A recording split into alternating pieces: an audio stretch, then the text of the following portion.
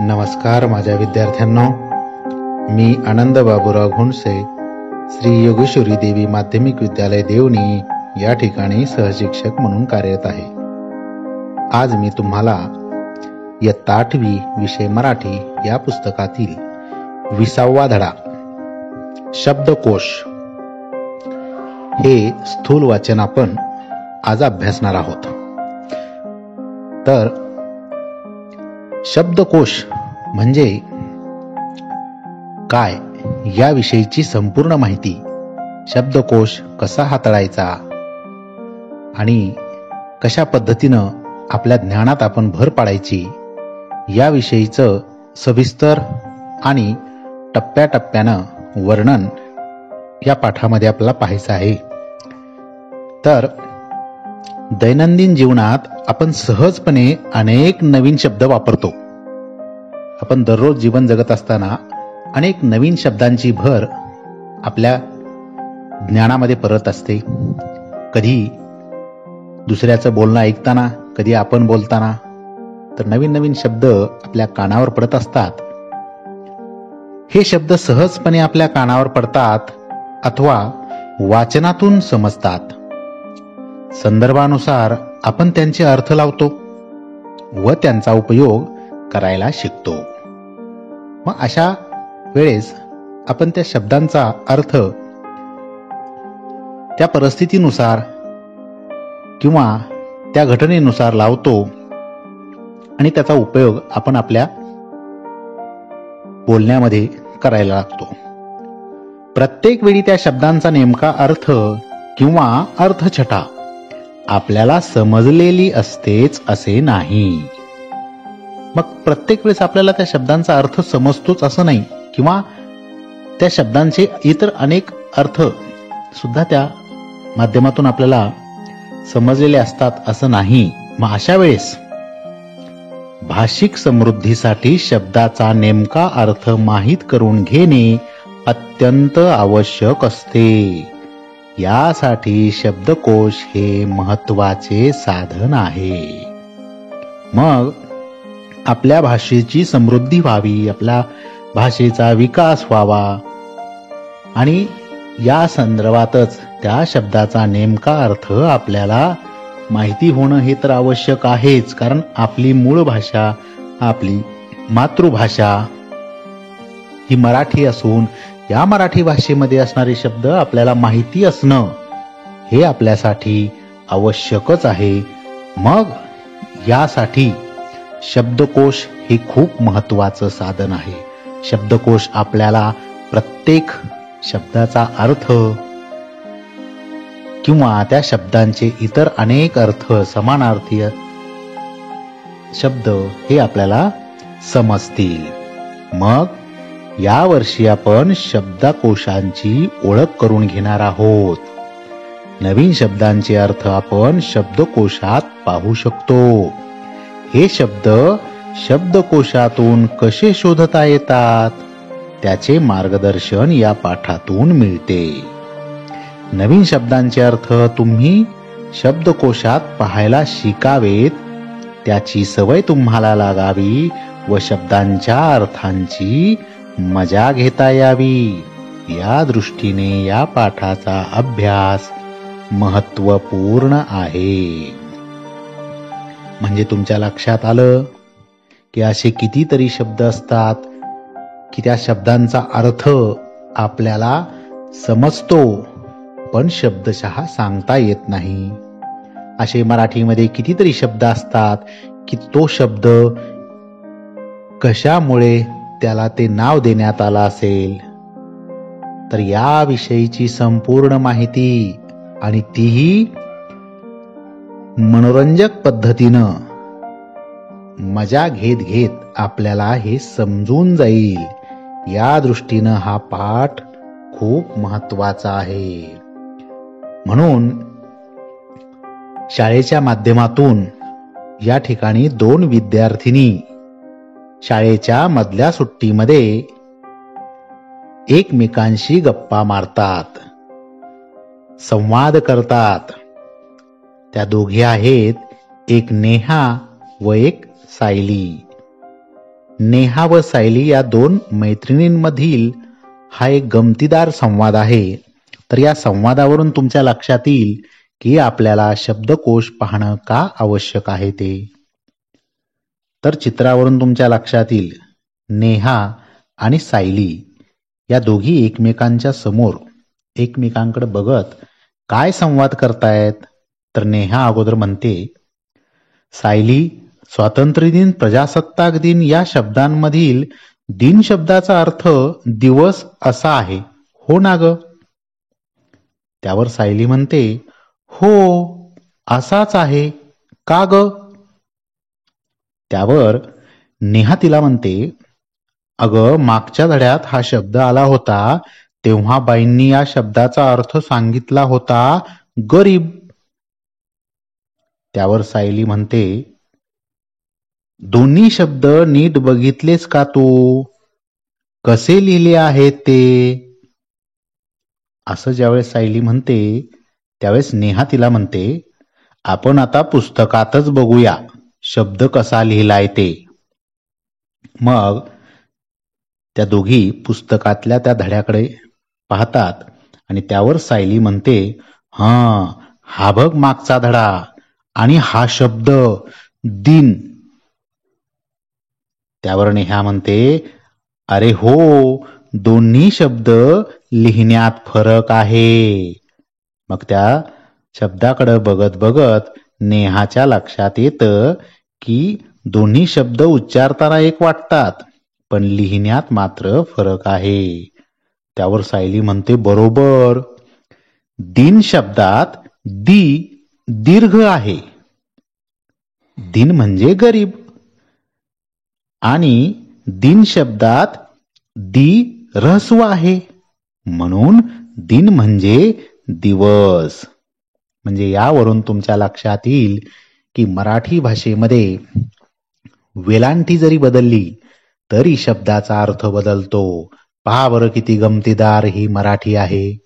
आपली मातृभाषा आपल्याला संपूर्ण समजून घेतली पाहिजे, तरच आपल्या भाषेचा विकास होईल, भाषा समृद्ध पावेल.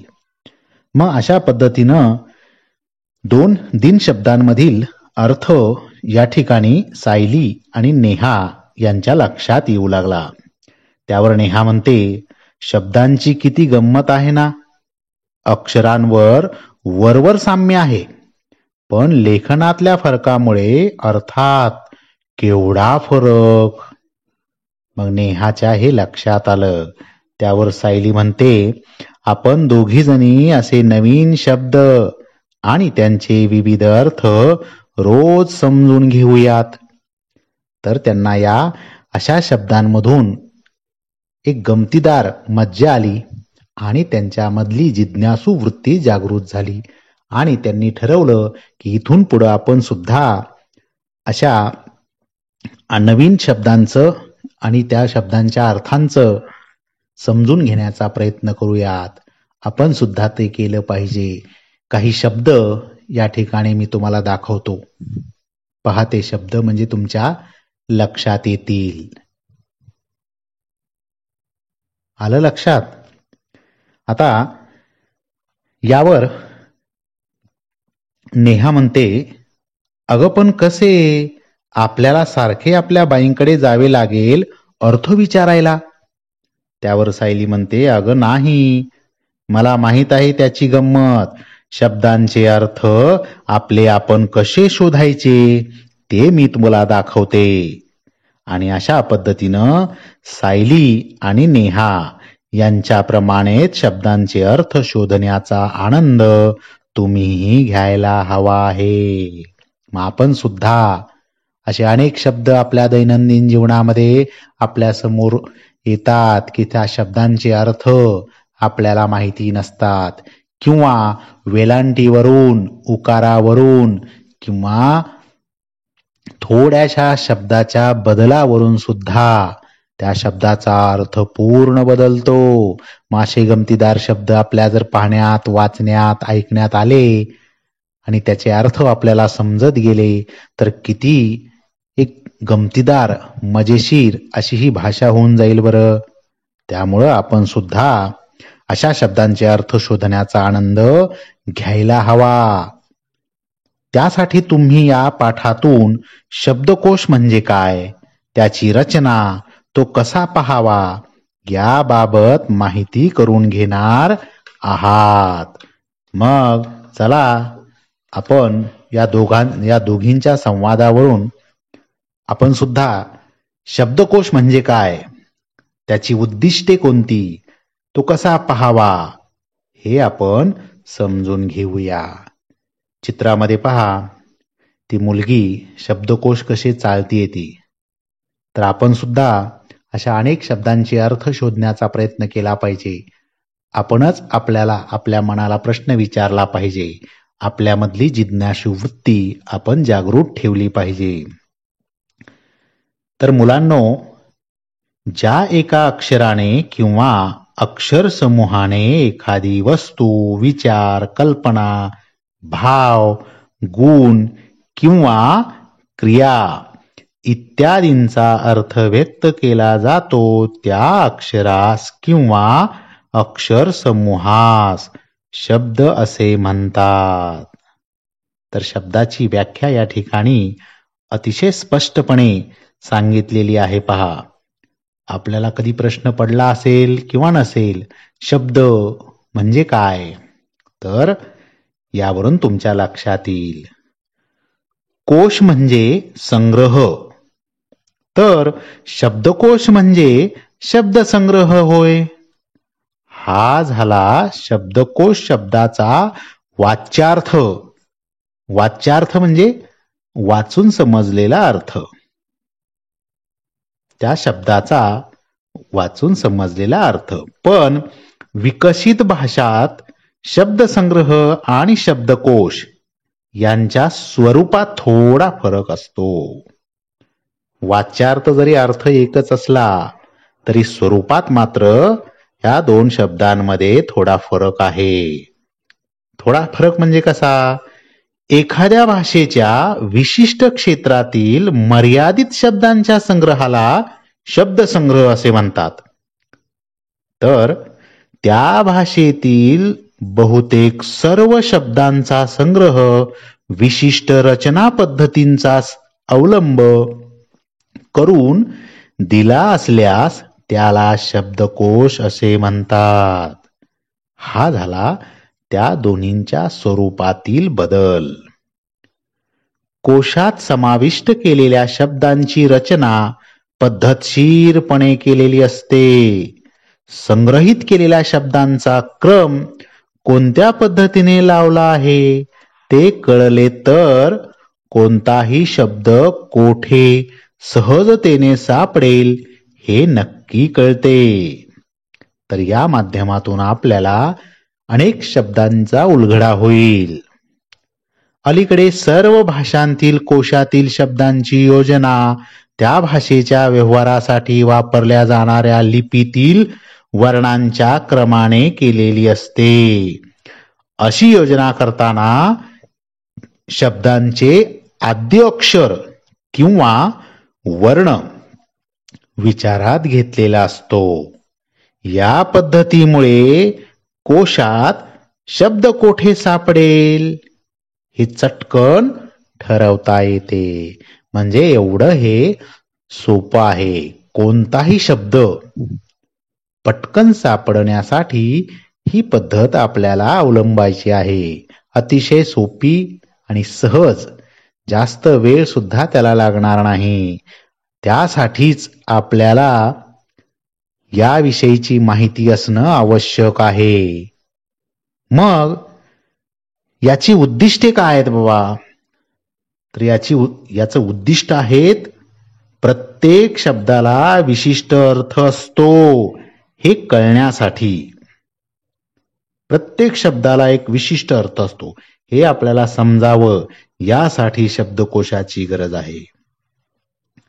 शब्दाचा योग्य अर्थ माहीत करून घेण्याची सवय आपल्याला लागली पाहिजे. तिसरं आहे शब्दाच्या अर्थाच्या छटा समजणे. यासाठी सुद्धा आपल्याला शब्दकोशाची गरज आहे.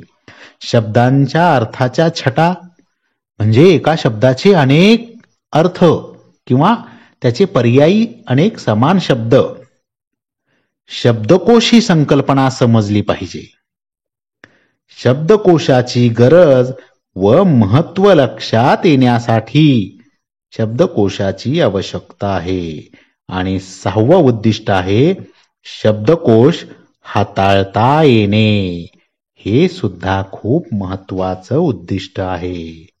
या सर्व गोष्टी आपल्याला समजाव्यात यासाठीच हा पाठ आपल्याला अभ्यासाला आलेला आहे.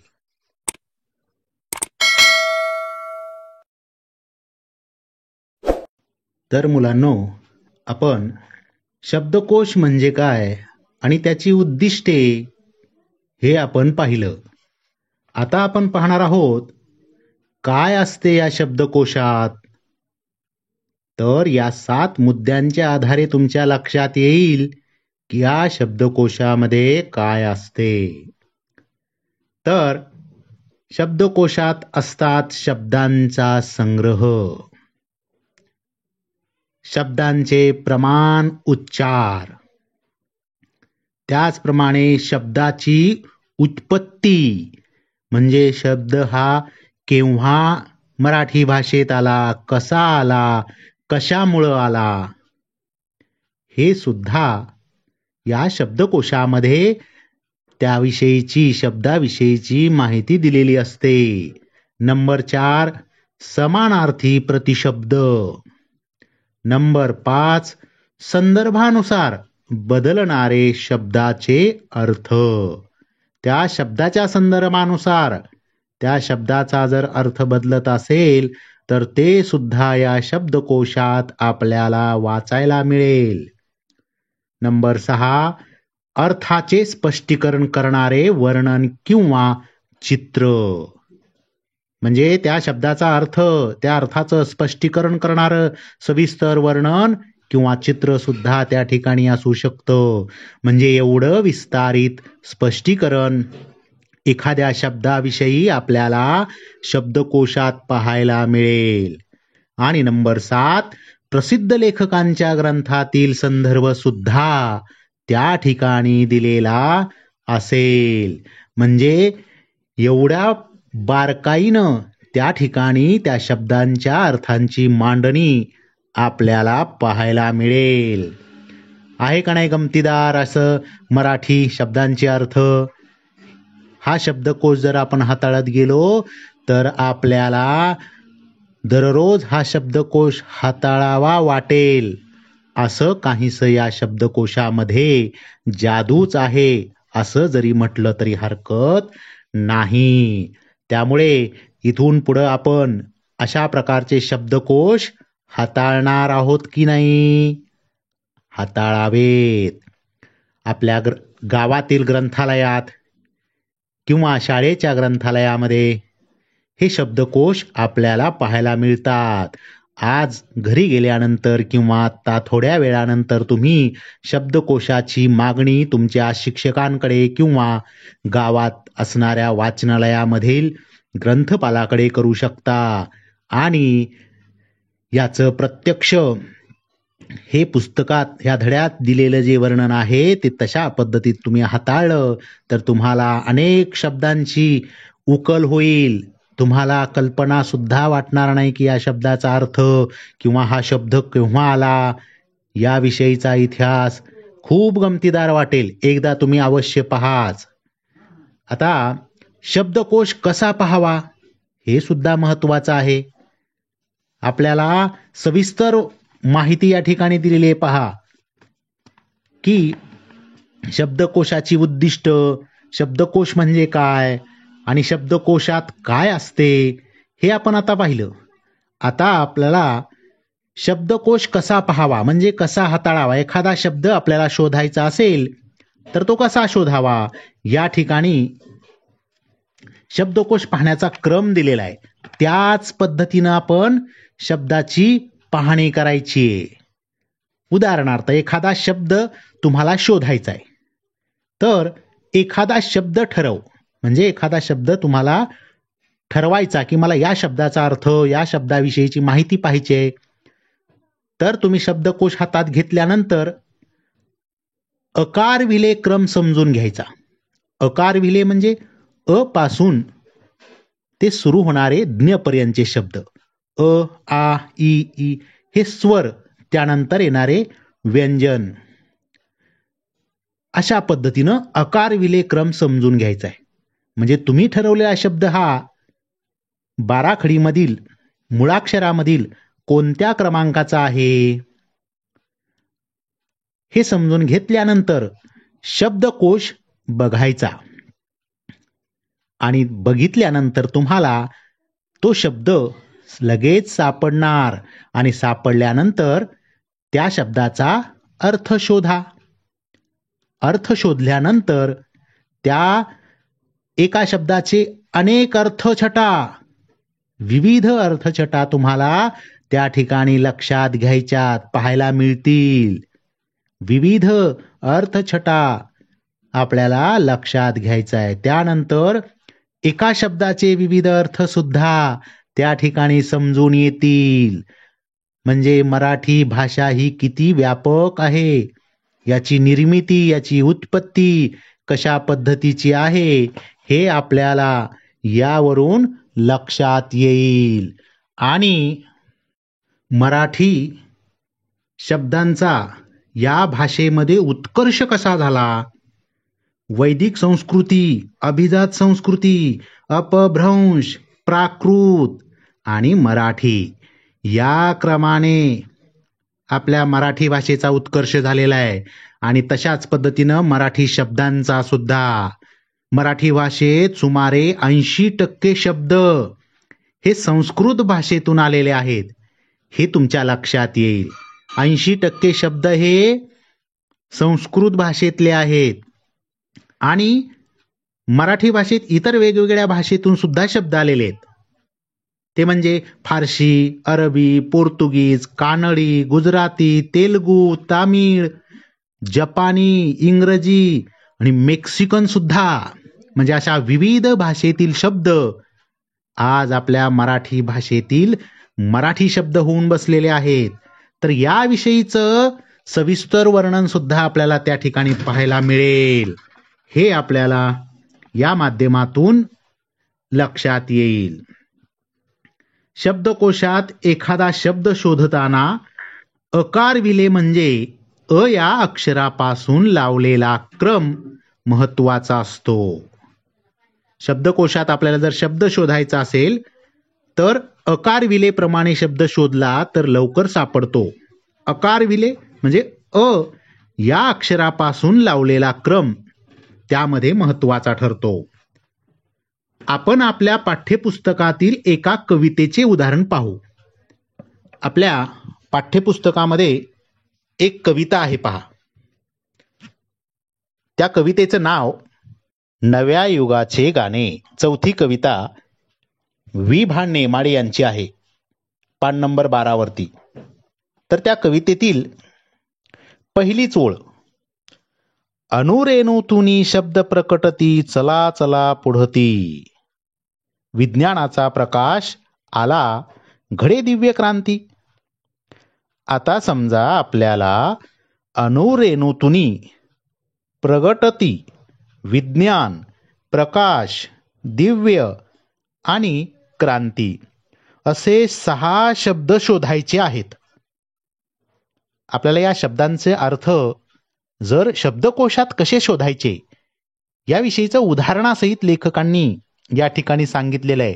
या पद्धतीनं आपण जर शोधत गेलो तर नक्की आपल्याला कोणत्याही शब्दाचा अर्थ सहज सापडेल. तर पहिली महत्वाची गोष्ट म्हणजे शब्दाला लागलेले प्रत्यय वगळून, सामान्य रूप वगळून मूळचा शब्द शोधायचा असतो. म्हणजे मूळ शब्द हा शब्दकोशात शोधायचा. त्याला लागलेला प्रत्यय, त्याचं सामान्य रूप हे वगळायचंय आणि त्याच्यातून राहिलेला जो शब्द आहे, मूळ शब्द, तो आपल्याला त्या शब्दकोशात शोधायचा आहे. उदाहरणार्थ अनुरेणुतुनी या शब्दातला तुनी हा प्रत्यय वगळून मूळ शब्द शोधावा लागेल. तुनी हा शब्द वगळला तर अनुरेणू हा शब्द आपल्याला शब्दकोशात शोधायचा आहे. दुसरी महत्वाची गोष्ट म्हणजे क्रियापदाचा मूळ धातू शोधायचा असतो. क्रियापदाच्या बाबतीत सुद्धा तसंच. क्रियापद असेल, सर्वनाम असेल किंवा प्रत्यय लागून आलेला शब्द असेल किंवा सामान्य रूप असेल, तुम्हाला एक गोष्ट लक्षात ठेवायची, मूळ शब्दच शोधायचा आहे. ते तुम्हाला ओळखता आलं पाहिजे, म्हणजे तुम्हाला ते शब्दांचे अर्थ सहज सापडतील.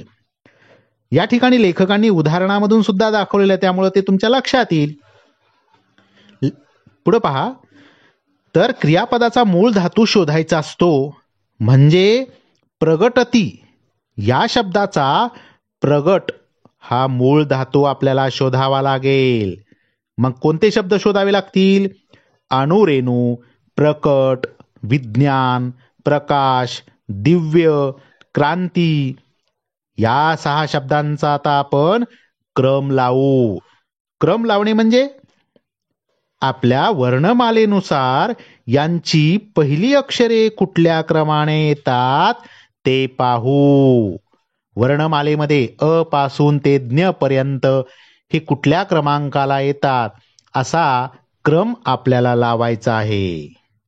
तरच ह्या शब्दांचे अर्थ आपल्याला शोधायला सोपे जातात. आता अर्थातच स्वरापासून सुरू होणाऱ्या शब्दांचा क्रम आधी लागेल. म्हणजे इथे अनुरेणू हा शब्द आधी येईल, त्याचा पहिला क्रमांक. यानंतर उरलेल्या 5 पैकी कुठलं अक्षर आधी येईल ते आपण शोधायचं. यात साहजिकच स्वरानंतर येणारे पहिले व्यंजन क, म्हणजे दुसऱ्या क्रमांकाला येईल क्रांती. नंतर क्रम येईल दिव्य मधील दचा. मग येतील प्रगट आणि प्रकाश हे शब्द. सर्वात शेवटी येईल विज्ञान. अशा पद्धतीनं आपल्याला क्रम लावायचा आहे. आता प्रकट आणि प्रकाश यात प्र नंतर कुठली अक्षरे येतात? तर क आणि का. आता तुम्हीच सांगा, क आणि का यापैकी कोणता क्रम आधी लागेल? अर्थात क चा. म्हणून प्रकट आधी येईल आणि प्रकाश नंतर. मग आता आपला क्रम तयार झाला. तो कसा असेल?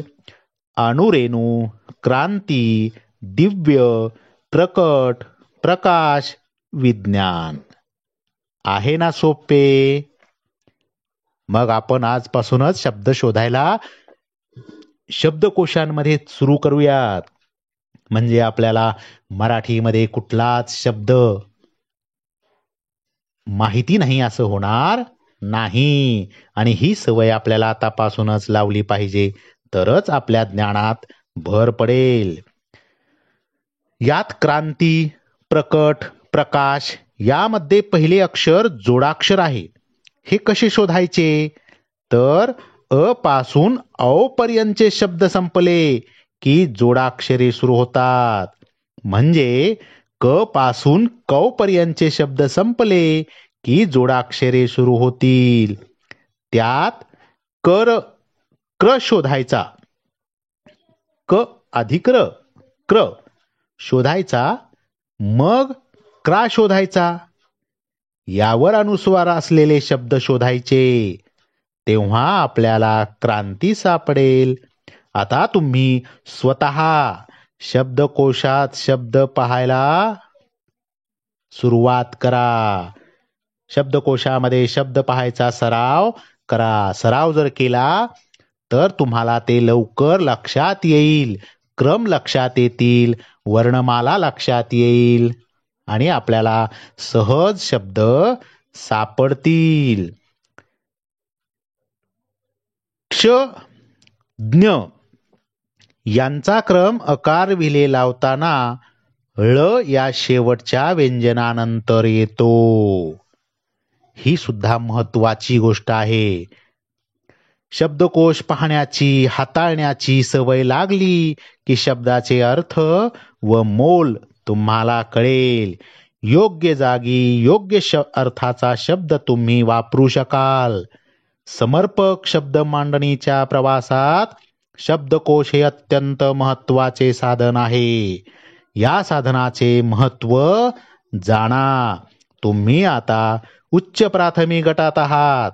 भाषिक समृद्धीच्या वाटचालीत शब्दकोशाचे महत्व जाणावे यासाठी या पाठाचा अभ्यास करणे योग्य ठरेल.